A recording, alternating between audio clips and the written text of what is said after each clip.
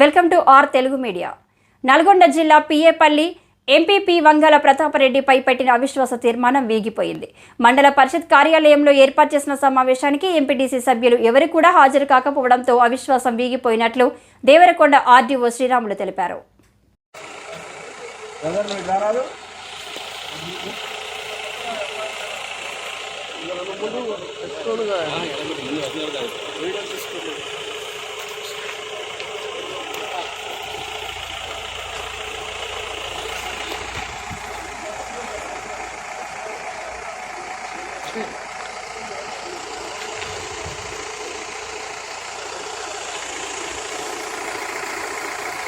పూర్వం కూడా లేదు.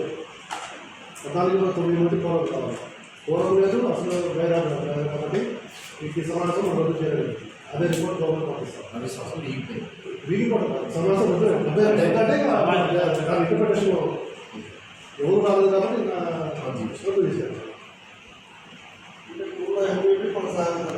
అంతే పూర్వం వచ్చి 14 మంది వచ్చి 9 మంది అనుకున్నగా మోషన్ అనుగుణంగా సపోర్ట్ చేస్తే మాత్రమే అప్పుడు మోషన్ గెలిచినట్టు.